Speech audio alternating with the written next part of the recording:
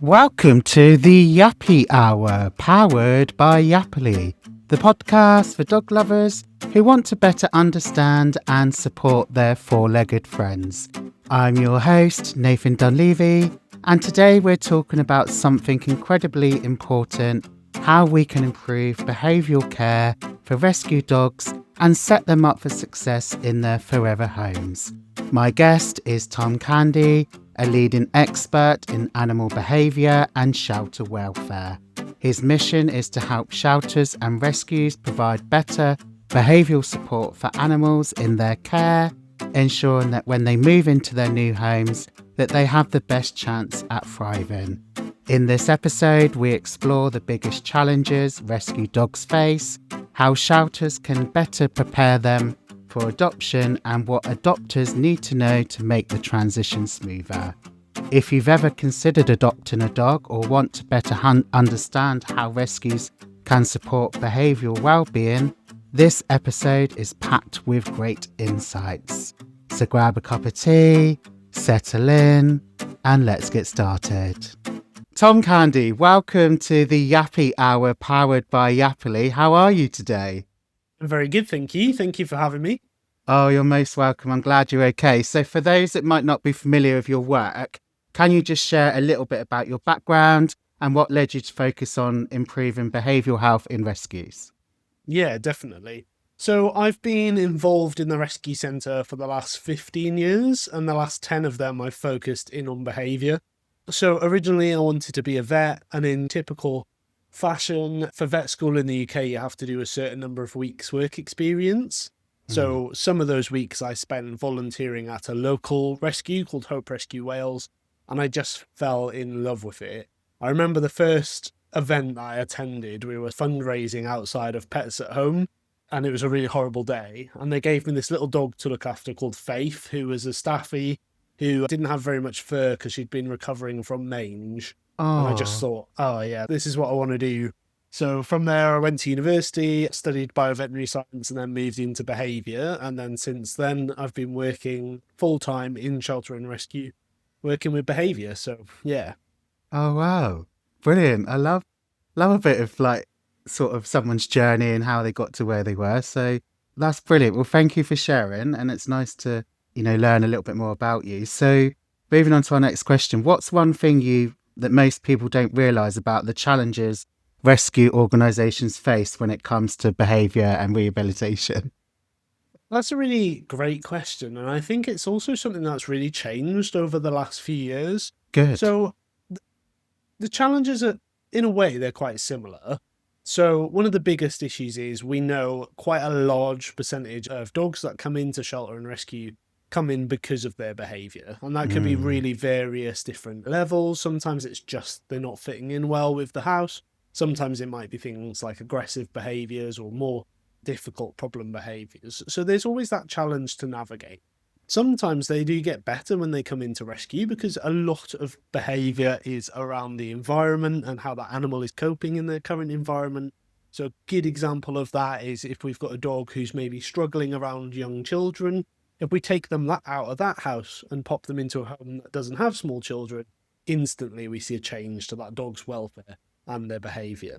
Obviously, sometimes it becomes difficult because with the best will in the world, with the best kennel design possible, dogs are not designed to be in kennels. They do not cope, they really struggle, they're noisy, they smell funny. All of their familiarity in terms of their home, their connections all change when that dog comes into kennels. So if we've got a dog who has an existing problem behaviour, or who just really doesn't cope, we start to see different problems emerge. And then the biggest difficulty really with rescue is how much work do you do in situ, in the rescue, versus getting the dogs out into a home? Because we know the home is really important for improving that welfare. And like I just said, sometimes we see changes, but equally we want to make sure that dog has got really good foundations. So when they go out into the home, they stay there and everybody benefits from having that new doggy companion. Yeah, brilliant. I love that. Thank you so much. And I think it's so important to shine a bit of a spotlight on focus on what goes on in sort of rescues and shelters. That's why I've been really looking forward to getting you on, because it's not all about cute, fluffy puppies. There's the reality of, dogs that are in rescue and, the importance of people like yourself. So we're going to be moving on to our next section, which is all about the importance of behavioural care in shelters and rescues. When we think about rescue work, we often just focus on physical health. Why is behavioural care just as crucial, Tom? Yeah, it's another really great question. I think, and obviously I'm bound to say this because it's the area where I work, but I think behaviour becomes one of the more important areas that we're working on, both because we need to support welfare of the dogs whilst they're with us. So whilst it is a difficult place to be, we want to make sure that we're doing things like trying to give the dog enrichment, improving how they feel about situations, building really strong bonds with caregivers or volunteers so that they can have the best time possible. But also, the majority of rescues should be working towards a point where that dog is successfully in their next home.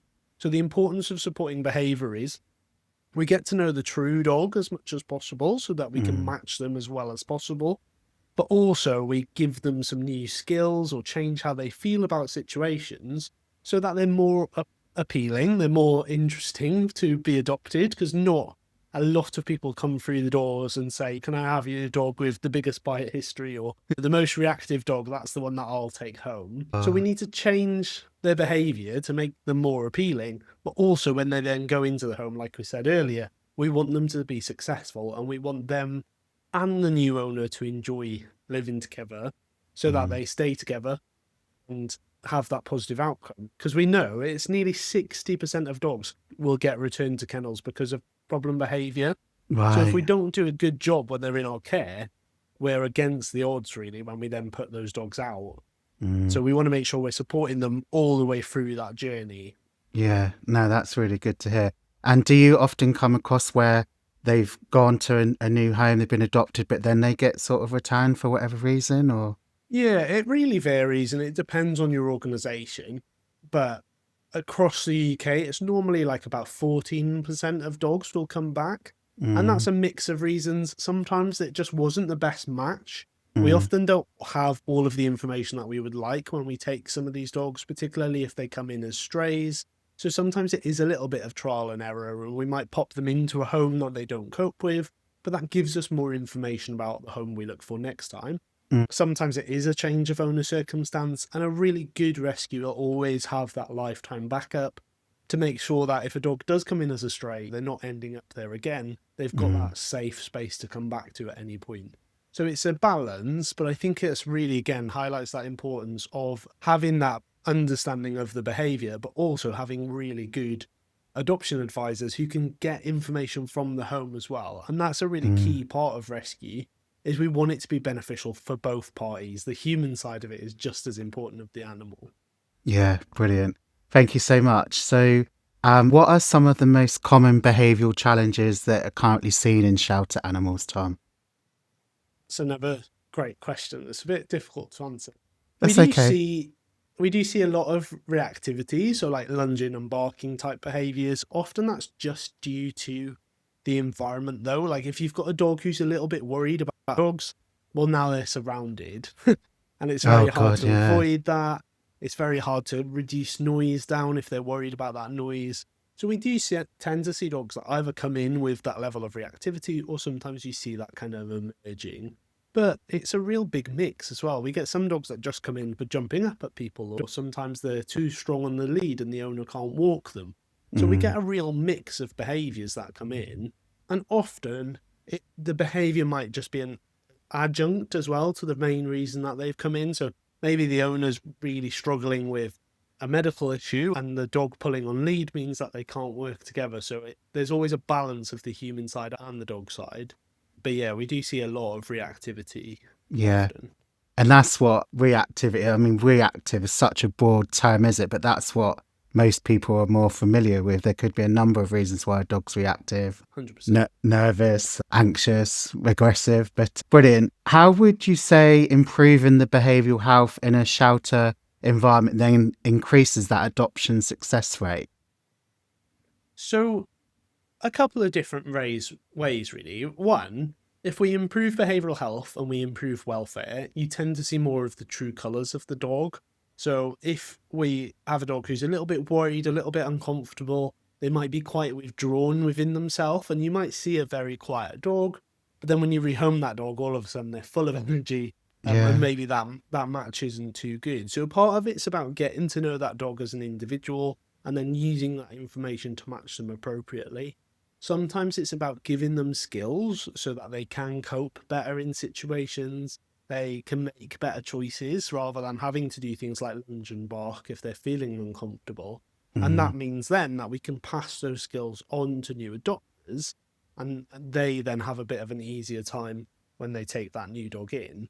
Mm. So it's really that combination of supporting them then and there whilst they're with us and having things that we can pass over to owners so that they get that really great opportunity to continue that process and bond really well with their new addition. Yeah, brilliant. Thank you so much. Let's move on to our next section, which is all about setting up these adopted pets for success. A lot of adopters don't realise that dogs often go through a decompression period after adoption, but can you explain why this happens, please? Yeah, so as we've already talked about, it's quite stressful for dogs coming into rescue, whether that's because of the environment itself. We've already said it's loud, it's different, it's not very predictable. But also it can be that they've lost that secure base, they've lost those attachment figures if they've come in from a home, and that can be really tricky for them as well. So Mm. you've got that combination of quite a stressful event to end up in rescue, whether you're a stray or a handover, and then the time that they spend there is probably a little bit stressful. And then even going into a new home, whilst that's really positive, that's a lot of change for them to go through too. So we have Mm. this kind of multiple levels of events that might lead to the dog having a little bit of difficulty when they first go into the home. And that's why we tend to say they need a bit of an opportunity to decompress, to let that stress leave the body.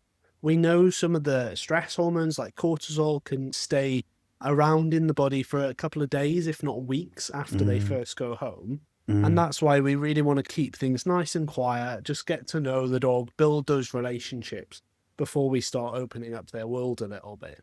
Yeah. A lot of people talk about the rule of three, Yeah. which is 3 days, 3 weeks, and 3 months. And the idea behind that is that the first 3 days, the dogs might really struggle. It's completely new for them. They're getting used to their environment. And that's when we want to really take things slow, nice and quiet, not many visitors, local walks that are familiar that you can build up that familiarity with, and just really focus on building nice relationships. When we move into that 3 week mark, the dogs start to settle in a little bit more. They're getting used to the routines and they're building those relationships. Then we can start to open up things a little bit more. Maybe we meet friends on walks and they can start to meet other dogs or people if that's appropriate. We can start to take them to slightly new environments. And then when we get into 3 months, they should be pretty settled in their environment. They know everybody in the household. And then we can start to open up their world a little bit. That might also be where we start to see some challenges because some of those true colours do come out and they might be a little bit more cheeky, or maybe we start to see things like some bin raiding or different situations. So we might have to just think about our management a little bit more there. Mm. But it's much more of a guideline than a rule. So some Yeah. dogs can settle in a lot quicker. Some Yeah. dogs take a little bit longer to settle in depending on their background and experiences that they've had before coming in. So it's Yeah. useful as a starting point, but we definitely want to take everything individually. And that's why it's really important that we focus in on things like body language and behaviour to see Yeah. how the dog's coping in those different situations. Yeah. No, it's really good that you said about obviously the individuality of the dog, because they may not all fit into that framework, and it's important just to work with the dog that's in front of you, isn't it? Yeah, 100%. And it's all due to things like their past experience, their genetics, all of these different factors that contribute to the behavior that we see from the dog in front of us. So Mm. even though we could put the same dog in the same situation, they're all going to respond really differently. And that's Mm. why we need to think about what's going to work for each individual. It is also important that we think about the reasons that we've got our dogs, though, because lots of us get them because we want to go to fun places or explore and do things. And we're not saying not to do that. Just do it gradually, do it at a rate the dog's coping with, and think about how you do it as well. So I like going to the pub with my dog. That's one of the things that we like to do. We go on a nice walk and then we end up in the pub. But Good. maybe the first few times, I'll pick a nice day where we can sit outside so it's not super busy. Or maybe we go in the evening rather than on a Sunday afternoon when we know, especially this time of year, everybody's starting to go into Sunday dinner season, Yeah. Barbary season. Oh, yeah. So we can still do activities with our dogs. We maybe just have to be a little bit more sensible about when we choose to do it. Yeah, definitely. Brilliant. What would you say are some of the biggest mistakes that new adopters make when bringing home a rescue dog? Yeah, I think rushing things. I Mm, think that's the big thing. It's so exciting to get a new dog, and we want you to be excited and look forward to it because it's such a great experience as well. But we just want to take things slow and make sure that we're getting to know the dog before we then start doing other things. So 100% this stuff that we can do in the house, like we can start to introduce easy training. We can give the dog really fun enrichment that we can do together, like mm, some of the puzzle toys or problem solving or investigating the garden. And we can start to introduce new people, but we do just want to do that gradually. mm. I know it's really difficult when you first take that new dog home because there's normally a queue of people that want to come and meet them. Yeah, But we just want to make sure that we slow it down. I yeah. think the other thing that can sometimes get us into hot water is expectations as well. And particularly if we've had a dog previously, sometimes we can think, well, oh, my dog was really good at not knowing not to get on the sofa when they're wet and muddy. Well, a Mm, new rescue dog might not have that in their repertoire, so we still need to take time to teach and be comfortable with it and also set them up for success. So if that yeah. is something that we're a bit worried about, muddy paws on the sofa, Mm, maybe we just get a cover for the first few weeks. So if they do get on, it's not the end of the world, and then we can spend time teaching them that actually being in your bed is a better option. Good things happen if you're in your bed, and then they're less likely to get on the sofa later on. So mm. starting our expectations a lot lower as well, and really thinking about what do we want this dog to do rather than what do we want them not to do. So like I said, we can set them up for that success, and Mm. we're not then having any conflict or concerns when those new dogs first come in. Yeah, brilliant. I was chatting to someone yesterday and we were talking about puppies and obviously setting them up for success, but you have to do that for any dog, your rescue dog, and you always need to continue to set them up for success. And also about how people that had a dog previously, they always compare their current dog to their old dog. And it comes back to that individuality again, is that no, you need to, the dog in front of you is not going to be like your dog you had 10 years ago or something. Exactly. And a lot of the puppy stuff is the same, right? So if we're adopting a dog that might have certain breed characteristics, maybe we want to think about that a little bit. If we've got a spaniel or a labrador, maybe we'll want to think about getting them to use their nose a little bit more versus if we have a collie, maybe we want to do a bit more movement games. So that element of it stays the same. And even things like getting your whiteboard out on your fridge or writing a list that you can put under a fridge magnet of things that you want the dogs to do that you agree on as a family. So is the dog going to be allowed on the sofa? Is the dog going Mm. to be allowed upstairs? And when are we going to feed the dog? Are we going to give them leftovers? All of the rules that you have these conversations around when you get a puppy, they still apply when you get a rescue dog. They Yeah, might change as you get to know that dog, but it is useful that everybody's on the same page before they definitely. come home. Um, and I think another really good piece of advice is just listen to the rescue. So it's really exciting when you go to meet the dog, but they're going to be telling you pieces of information that are really important. Hopefully, they'll also give you it written down so that you can go home and read it before the dog comes in. But however excited you are to meet the dog, it is worth thinking about questions like what equipment do they walk the dog on, or how are they in certain situations, so that you know then what you can do when you come home. Yeah, really, really important. How do you shelters help prepare these new adopters for what to expect and how to support their new dog? Yeah, so that really differs organization to organization, but Mm, most of the time, like we said, they'll tell you about the dog's background. So any information that they do have, they should be passing that across to you. Obviously, that's going to depend where the dog comes from. If it's a stray, we might have a lot less information mm, versus sometimes, like we've just talked about, we've got dogs that come in through no fault of their own and they've been in one home their whole life. And sometimes we get owners that bring in like 3 or 4 pages written up about the dog. yeah, So we should be passing all of that information over. There should be conversations about any health concerns that the dog might have, or anything that they've had done whilst they've been in, like if they've been neutered or if they've had medical, like flea and worming and stuff, so that you know what you're going to continue. And also thinking about your setup. So again, if you've got an open plan house, hopefully the rescue might talk you through whether you need to use a puppy pen or something to start off, just to set those dogs up for success like we've talked about.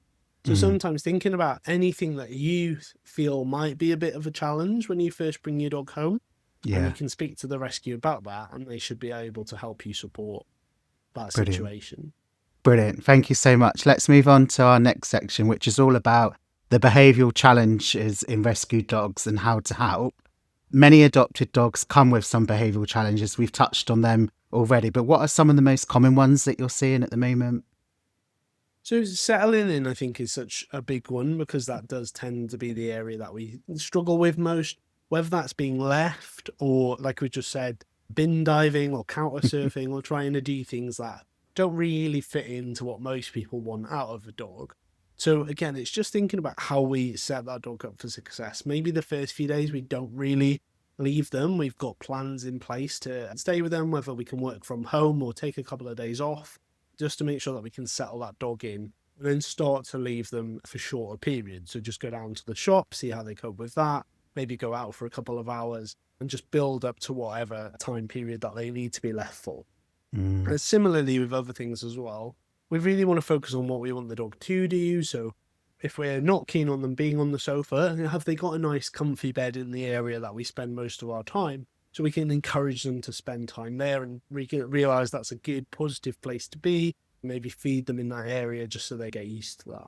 Yeah, brilliant. And we've already talked about just taking things slow and making sure that we support it. And I think something that's really important is, if you are having any kind of difficulties or struggles or something different than you expect, you speak to the rescue as early as possible, because they might have trainers on staff, or if they don't, they should be able to point you in the right direction.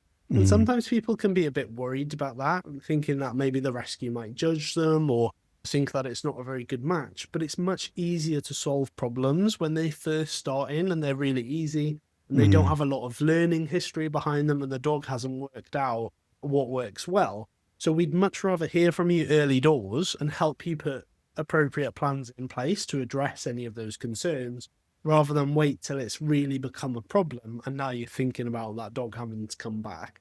And as we said earlier, sometimes we just don't know, and maybe that home isn't the right fit. But often it's just little things that we can tweak and change that's going to really improve how the new owners are feeling, but also how the dog's feeling in that situation. And hopefully we can then make that partnership work better. Yeah, so reach out early on. Don't let it get to, Definitely. too bad or breaking point. So for adopters that may have a fearful, anxious dog that's struggling, how can we help those adopters with those dogs that are struggling with those new environments? Yeah, so there's a couple of different ways that we can build confidence. Some things are really improving the relationship between you and the dog anyway. So having some fun activities that we can do in the house, whether that's hiding little treats and helping them find it, or working through some problem solving or play, is really great as well. So if they've got toys that they really like that we can play together, because anything that we can do to build that bond, build that relationship, is hopefully then going to make them feel a little bit more comfortable in situations, or come to you for support, so that we can do things like stroking them, rewarding them, and building them. Any situations that we notice the dog is a little bit worried by, we also want to just try and create positive associations with that. So having some nice yummy treats that are quite high value. So often that can be our human foods like cheese or chicken or ham, something that is really smelly, really good for the dogs to take up. And then what we want to do is not go directly into those situations, but if we identify the dog maybe struggles with cars passing or whatever situation they're worried in, we find a distance where the dog is coping. So they seem quite happy. They may be keeping an eye on things, but they're not really worried. And then we can do some either tricks or behaviors that they know really well, or we can just sit and watch the world go by whilst feeding them that yummy food, so that we're creating those positive associations. And that can be the same if we've got a dog who's maybe a bit worried about visitors coming in. We can have them on lead, bring the visitor in, sit them down, then bring the dog in and stay at a distance, and just reward the dog for anything good that we like to see.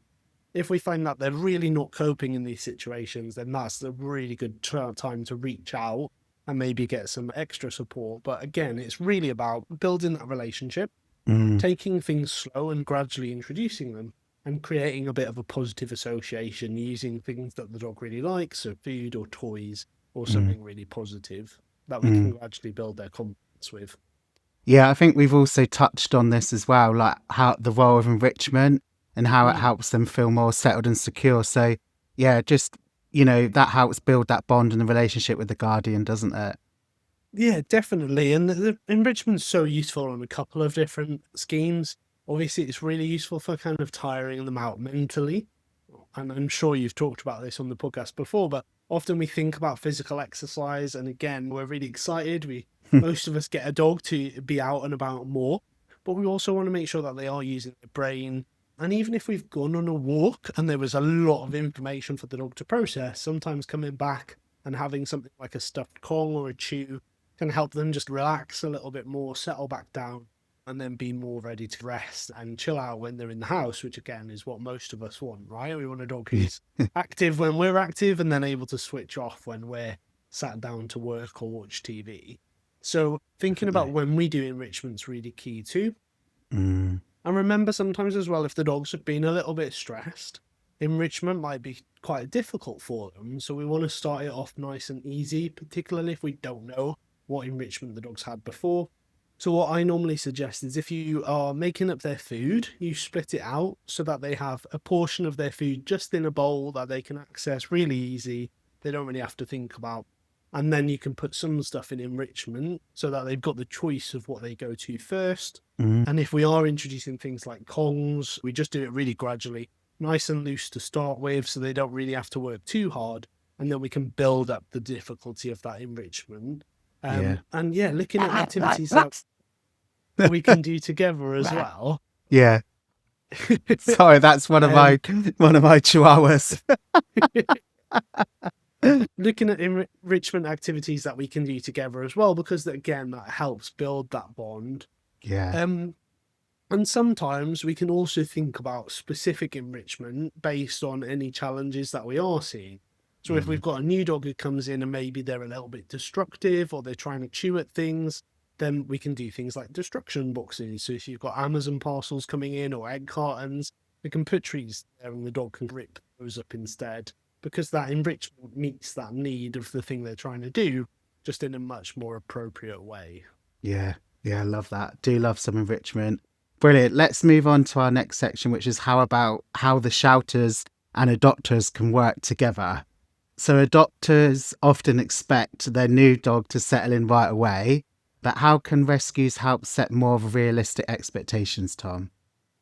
Yeah, so it's all about opening that conversation early doors. So again, any information that we do have, transferring that over, but also speaking to the adopters about what they want their dog for, what they're planning to do, and get an idea of why they've come into a rescue rather than getting a puppy or doing something else, so that then we can help them work through that. So the example that we used earlier, going to the pub, if that's one of the things on the adopter's list, we can speak to them about things like how we teach the dog to settle, how we can encourage them to relax in a new environment.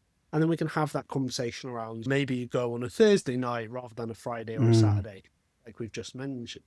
So really trying to get to understand what the adopters want out of this situation can help us maybe steer them in the right direction.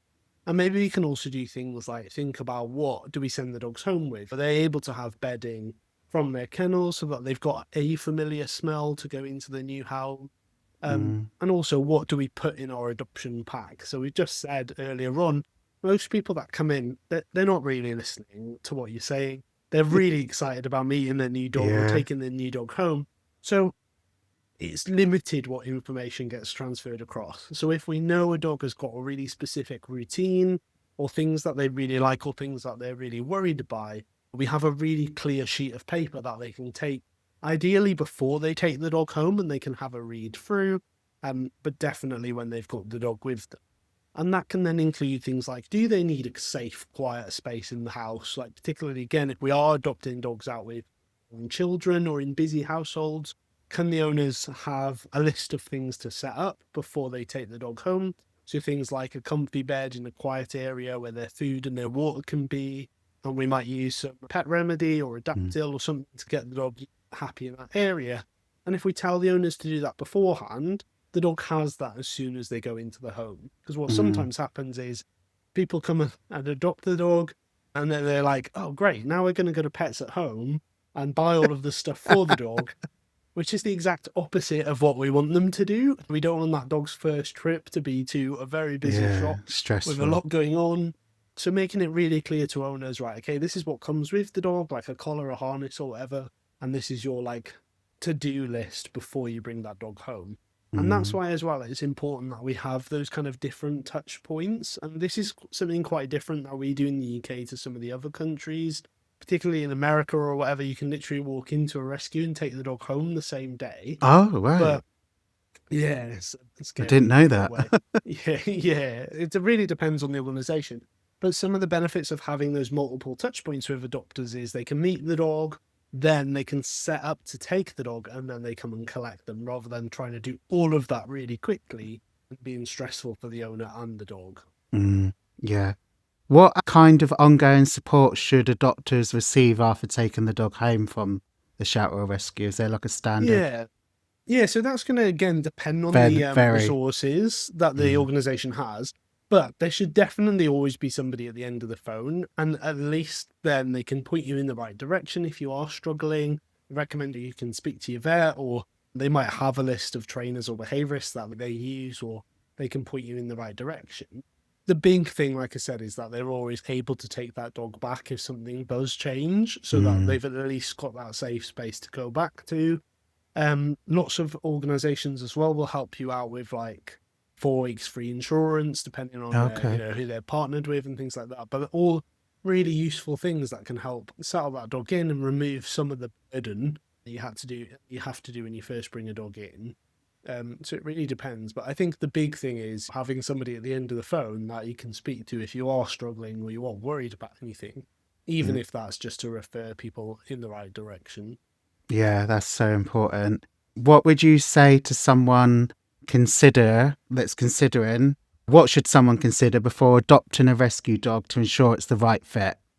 Yeah, definitely. So I think having a conversation with the whole family about what you really want from a dog, thinking about, what situations you want the dog for. Do you want to do long walks? Do you want a dog that's going to be a bit more cuddly and require less exercise? And really think about those core questions around a dog versus just things like, what do you want the dog to look at? What type of breeds do you like? Because if nothing else, it opens up the options. And sometimes this is feedback that we get quite a lot. Somebody rings up and they want a Labrador and they want it to be like under a year old, and those dogs will come up, but it'll take a lot longer. So if you really think about the dog that you want, it sets your expectations and it allows you to have more open conversations with the rescue.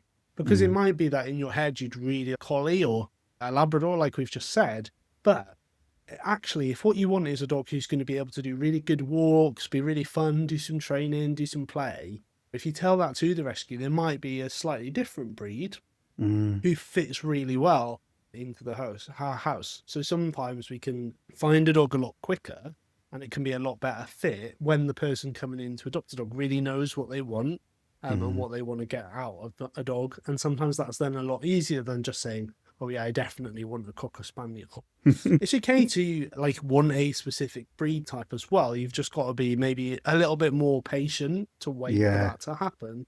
But really having a clear idea of what you're going to do with that dog and what you want that dog to be helps that match be a lot easier and clean.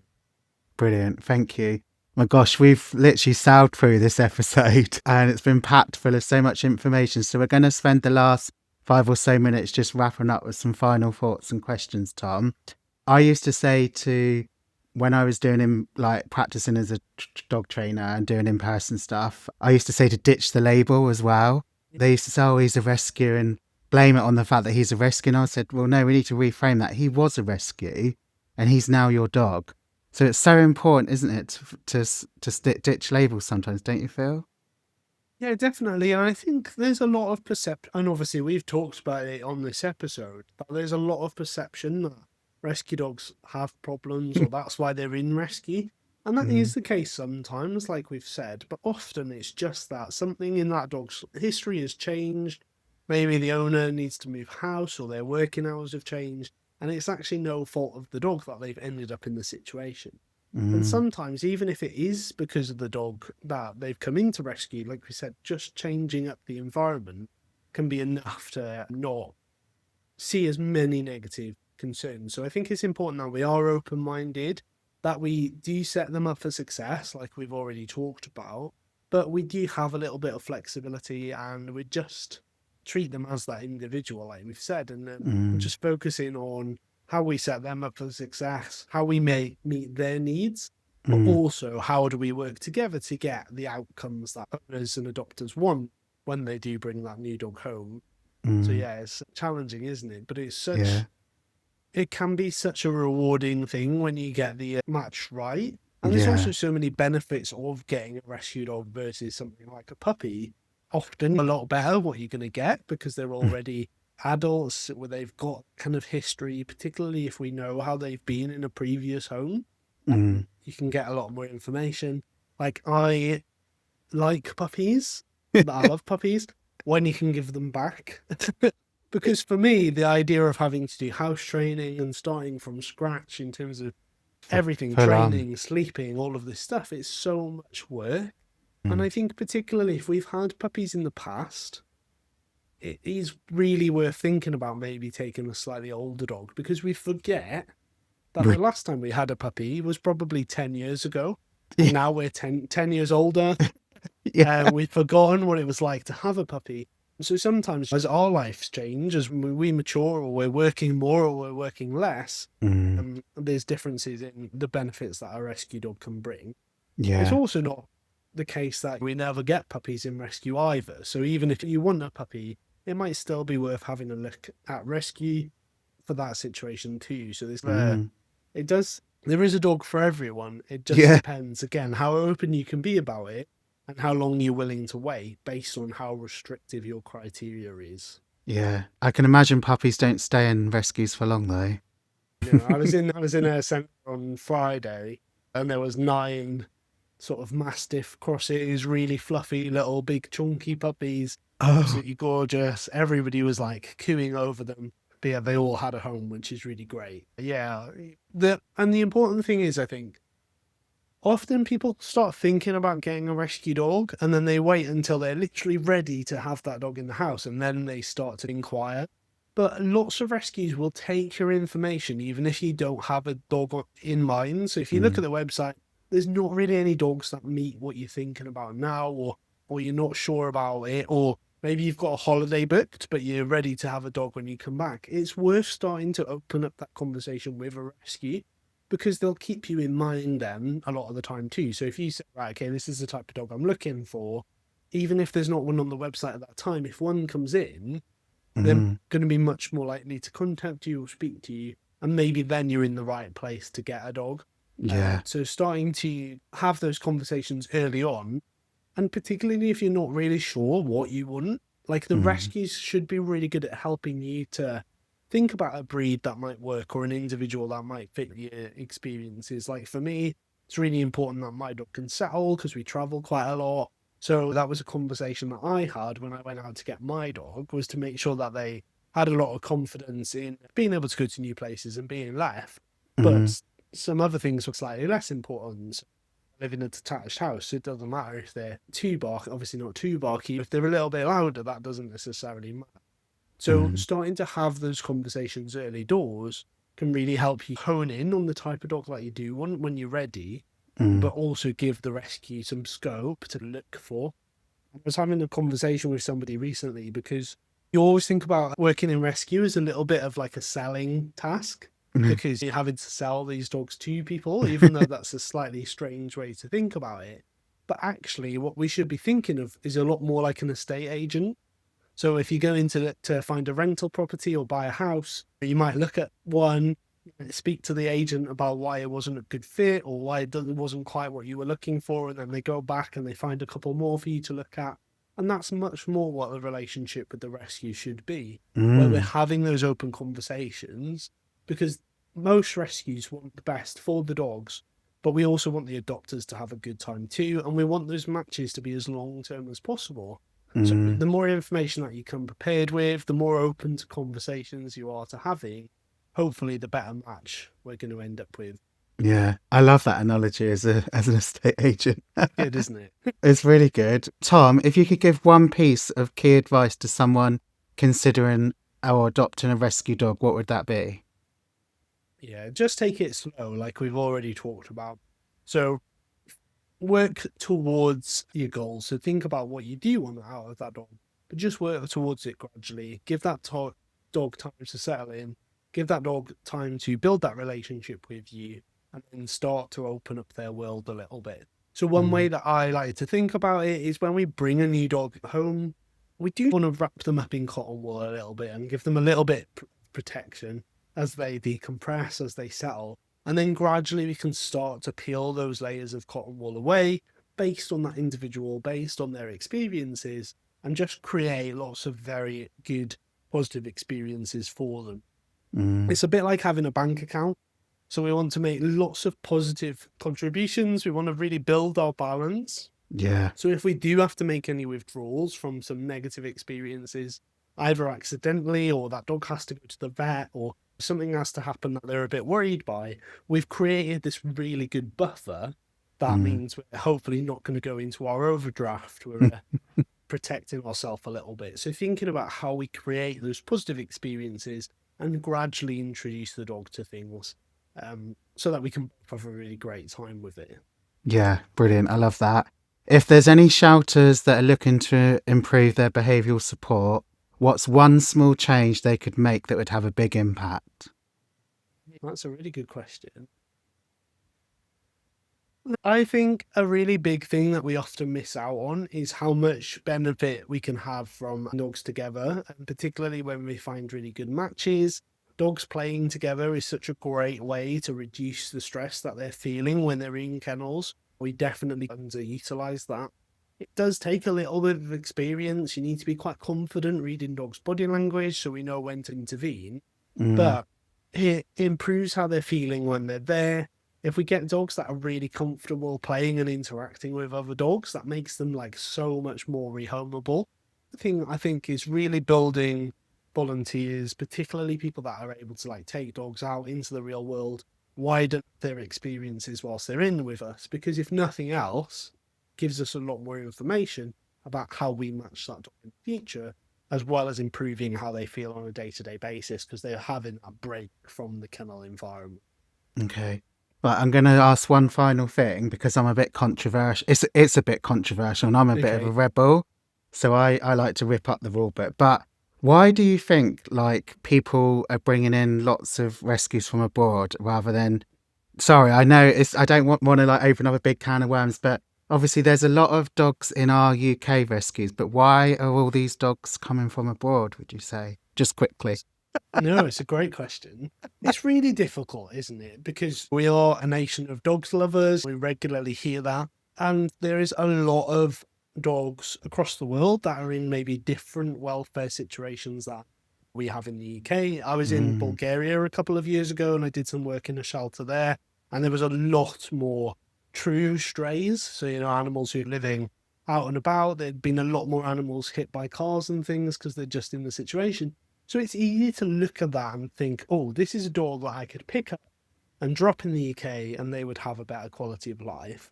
But there's a lot of thought that we need to have. Often when we think about dogs from abroad, we see their life as challenging because it's different to what we think of dogs, where our dogs are snuggled up on the sofa or inside by the fire or the radiator. But a lot of these dogs are happy where they are. That's what they're used to. That's what they're experienced. And when we bring them over here, they become quite worried or unsure because it's quite a long transport. It's a lot of travel for them. It's a lot of change. And they maybe haven't seen things like a washing machine or a TV before, and now they're living in this weird house. So there's a lot we need to think about. And you're totally right as well. There is a lot of dogs in the UK that don't get a home. And we still have quite a large number of dogs who are unfortunately put to sleep because they haven't got anywhere to go. So it's really difficult to get a balance. Mm. And I think for me, the important thing is if we're supporting dogs from abroad, we should be looking at the kind of core issues in that area, in that country, and looking to support that. So, for example, if we are bringing dogs over from abroad, but we don't address the fact that a lot of the stray dogs aren't neutered, we're never resolving a problem. We're just moving one or two individuals. And for me, my focus is on, yes, how do we improve life for that individual? But also, how do we make a big difference to dog welfare on the whole? Whether that's dogs in kennels, dogs in the houses in the UK, or those dogs in abroad who are living on the streets, we can do a lot to support them in the country where they are without them having to impact on A, how they feel when we bring them over, and B, maybe some of the situations for dogs. Okay. I think another thing to say on that is that there's a lot of perception from people in the UK that it's really hard to get a rescue dog. And that is definitely true in some rescues. But most rescues now are moving towards a lot more flexible approach to rehoming. So Okay. often we'll hear things like, oh, I can't get a rescue dog because I've got children. Well, that's not necessarily the case anymore. It might take a little bit longer, like we talked about earlier, or it might be that you need to be open to maybe a slightly different dog than you were expecting. But a good rescue should look at your situation, look at the dogs that they've got, and go, oh, why don't you come and meet this dog and see what that situation is? And a really good example of that in the UK is the Dog House on channel Oh, yes. 5 or 4. Yeah, yeah. Which channel it is, Yeah, which no, is with can I? Green. But yeah. That where if somebody comes in, they have a conversation, and you see the background, the staff talking about the different dogs they've got to find a good match. And I've rehomed dogs to canal boats and fourth floor flats and with children and whatever. I remember one day having to introduce a dog to a famous runner duck, which was particularly weird. But rescues now should be moving towards a much more flexible approach to rehoming. So we need to do some work as a sector in changing this view of, oh, well, it's really hard to get a rescue dog. Because it shouldn't be. Because No. like you said, there's a lot of dogs that we're missing out on helping because we've got all of these barriers in place. But the reality is anybody can go and buy a puppy off online. Yeah. So yes, we need to be sensible that we're rehoming dogs appropriately. Yeah. We should have that flexibility to it as well. Yeah. I just wondered why it was like you were seeing all these ones coming from abroad and that, but I just thought I'd get your view. Brilliant. I think it's such an important conversation to be having about rescues and shelters. And it's always good when, someone does take on a rescue dog, because it's a big thing. And I always applaud people for doing it. Right. Where can our listeners find out more about you, your work, resources? Tell us about your podcast, Tom. Yeah, so I run Simplifying Shelter Behaviour, which the idea is that we offer low-cost support to improve behavioural health of animals in rescue and shelter. So we've got a podcast called Simplifying Shelter Behaviour that you can find on Spotify and all of those places. Or you can go on Facebook or Instagram or the website, which is simplifyingshelterbehaviour.com. So that's the best places to go if you want to have a look at some resources for dogs in kennels. Brilliant. Tom Candy with the best surname, thank you so much for joining me on the Yappy Hour powered by Yappily today. I've absolutely loved chatting with you. Thank you very much for having me. You're most welcome. What a fantastic conversation with Tom Candy. Here are some key takeaways from today's episode. Number 1. Behavioural care is just as important as physical health in shelters. Dogs need emotional and mental support in addition to food, shelter and medical care. Number 2, rescue dogs need time to adjust after adoption. The decompression period is crucial and patience is key. Number 3, common behaviour. Common behaviour challenges like fear and anxiety can be managed with the right support. Enrichment, routine, gentle, positive reinforcement can help dogs build confidence. And number 4, better communication between shelters and adopters lead to better outcomes. Setting realistic expectations and providing ongoing support makes a huge difference. Tom, thank you so much for sharing your expertise and your passion with us today. And to all our listeners, if you want to learn more, be sure to check out Tom's work in improving rescue behavioural care. If you enjoyed this episode, please consider leaving a review, sharing it with a fellow dog parent, and subscribe so you never miss an episode of the Yappy Hour. Thanks for listening, and I'll see you next time.